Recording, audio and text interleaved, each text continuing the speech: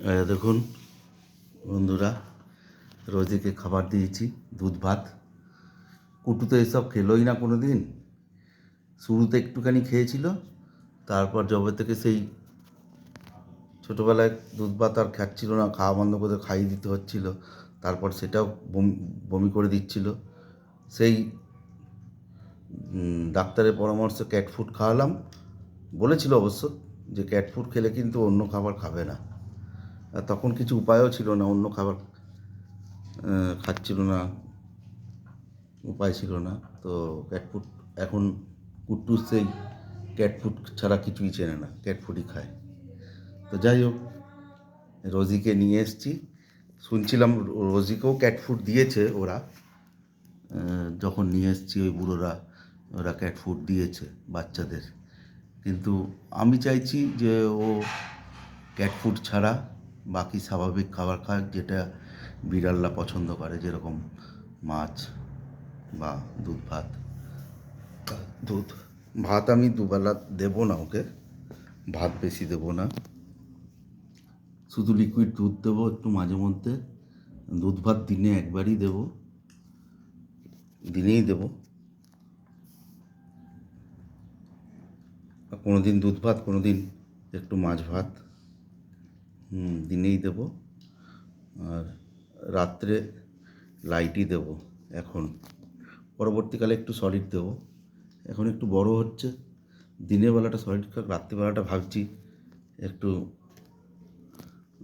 সলিডটা কমিয়ে দেবো, লিকুইডের উপর রাখবো, সকালবেলা থেকে সব সলিড দেবো।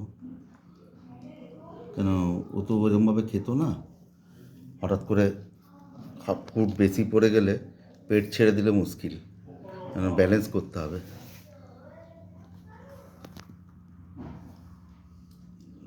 যাই হোক, আজকে ডাক্তারও আসবে, ডাক্তারকে কল করেছিলাম, ওর ঠান্ডা লেগেছে।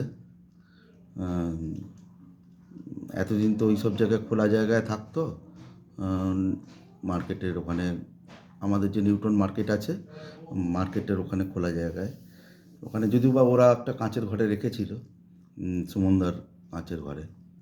তো যাই হোক, মানে অফিস ঘরে ছিল, কাঁচের ডোর টোর লাগানো, ঠান্ডা লেগে গেছে আর কি।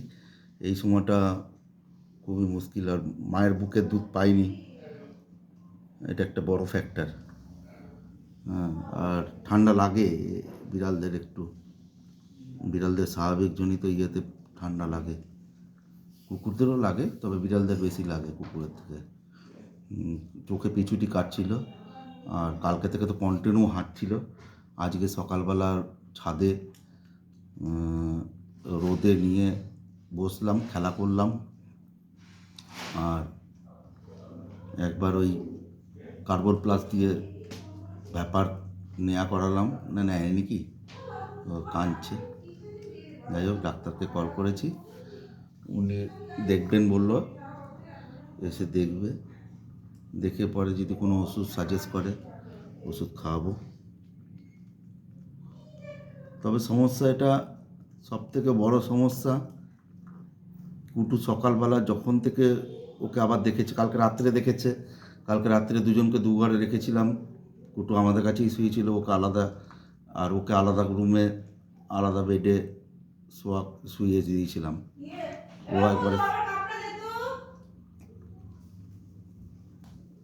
তো কী বলে, শুয়ে দিয়েছিলাম। ও সকালবেলা 8:30টায় উঠেছে, 8:30টায় উঠেই আওয়াজ দিয়েছে।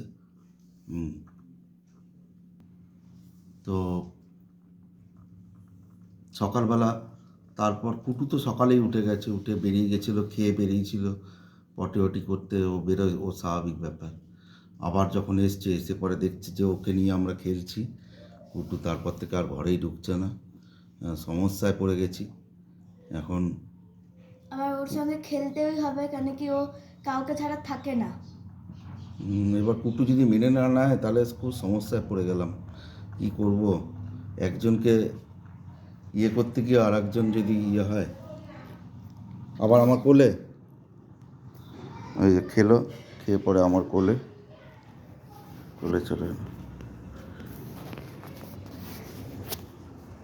আর একটু খেয়ে নাও, আর একটু পড়ে আছে, আর খাবে না, আর খাবে না। একটা পড়ে আছে কেন? ওর নাম রেখেছি রোজি। হুম।